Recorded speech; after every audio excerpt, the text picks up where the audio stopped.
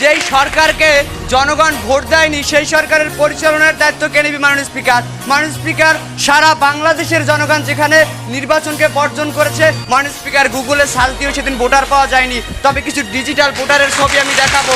মাননীয় স্পিকার লক্ষ্য করুন, হলুদ শাড়ি পরিয়ে আনসার মাননীয় স্পিকার, যারা কিনা কেন্দ্রের দায়িত্ব পালন করার জন্য এসেছিল তাদেরকে ভোটার বানানো হয়েছিল। মাশাআল্লাহ, ডিজিটাল সরকারের ডিজিটাল ভোটার। আমরা দেখেছিলাম মানুষ একজন সাংসদ যখন বলে, মানুষ যশোরের একজন সাংসদ আওয়ামী লীগের, তিনি বলেছেন মাঠ যেন খালি থাকে না, 100 ছাত্রলীগের কর্মী মাঠে থাকবেন, সিরিয়ালে ভোট দিয়ে যাবেন, আবার এসে সিরিয়ালে দাঁড়াবেন, আবার ভোট দেবেন।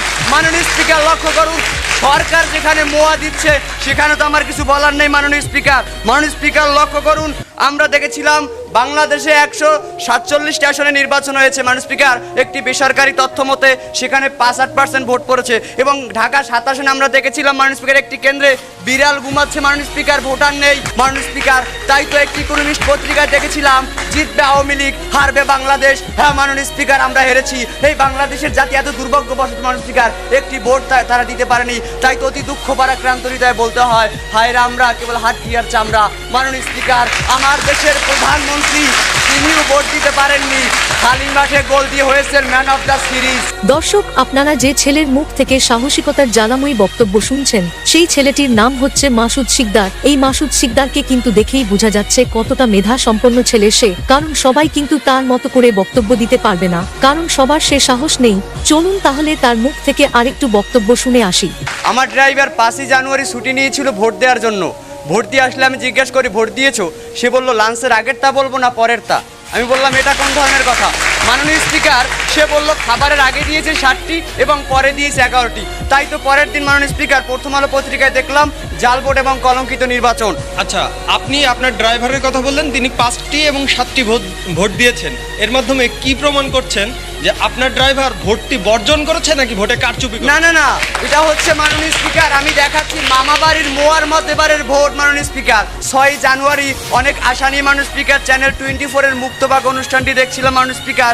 তখন এক প্রিজাইডিং অফিসার ফোন করে বলছিলেন মাননীয় স্পিকার তার কেন্দ্রে 3,500 ভোটার, বিকাল 3টা পর্যন্ত ভোট পড়েছে মাননীয় স্পিকার 300।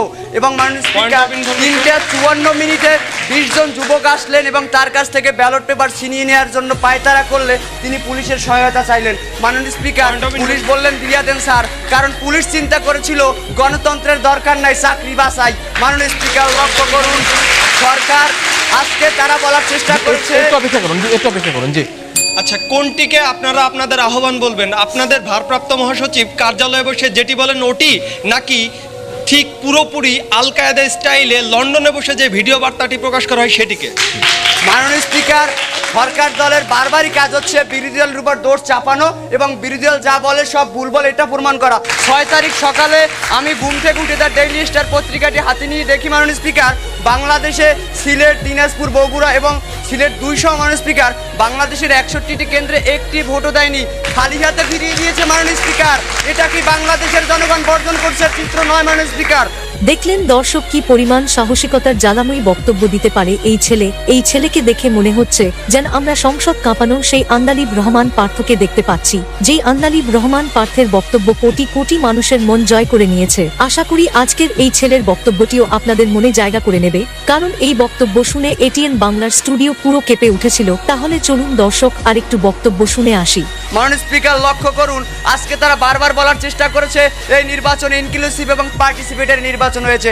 যদি তাই হয়ে থাকে তাহলে কেন সরকার নিয়ন্ত্রিত গলফ খেলোয়াড়ের দলকে আজকে মাননীয় স্পিকার গৃহপালিত বিরোধী দল করা হলো? মাননীয় স্পিকার লক্ষ্য করুন, মাননীয় সদস্য একটু অপেক্ষা করুন জি। আজকে বাংলাদেশের জনগণের দায়িত্ব কি শুধুমাত্র ভোট প্রদান করা পর্যন্ত থেমে থাকবে, নাকি গণতন্ত্রের স্বার্থে পরবর্তী সরকার পরিচালনার ব্যাপারেও তাদের কোনো ভূমিকা থাকতে পারে?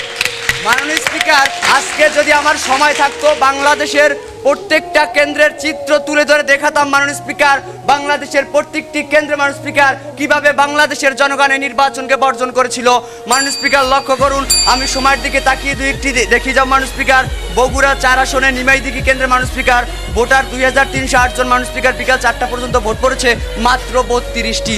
মাননীয় স্পিকার লক্ষ্য করুন, বগুড়া 7 আসনে ভোটার 1,56,000 মাননীয় স্পিকার, সেখানে বিকাল 4টা পর্যন্ত ভোট পড়েছে মাত্র 12,000 মাননীয় স্পিকার। তাই তাই তো একটি ইকোনমিস্ট পত্রিকায় দেখেছিলাম, জিতবে আওয়ামী লীগ, হারবে বাংলাদেশ। হ্যাঁ মাননীয় স্পিকার, আমরা হেরেছি। এই বাংলাদেশের জাতি এত দুর্ভাগ্যবশত মাননীয় স্পিকার একটি ভোট তারা দিতে পারেনি। তাই তো অতি দুঃখ পারাক্রান্ত হৃদয়ে বলতে হয়, হায়রা আমরা কেবল হাড্ডি আর চামড়া।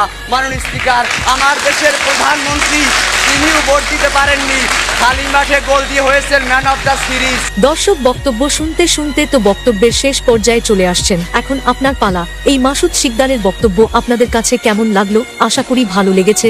ভালো লাগলে অবশ্যই লাইক, কমেন্ট, শেয়ার করে সকলকে দেখার সুযোগ করে দিবেন, কারণ আপনার একটি শেয়ারের মাধ্যমে আরো দুজন দেখার সুযোগ পাবে। আর আমরা কিন্তু বাংলায় কথা বলতে পারি না, অনেক কষ্ট হয়, তাও কিন্তু আপনাদের জন্য আমেরিকা থেকে ভিডিও তৈরি করি। যাই হোক, ভালো থাকবেন, সুস্থ থাকবেন, দেখা হবে পরবর্তী কোনো ভিডিওতে।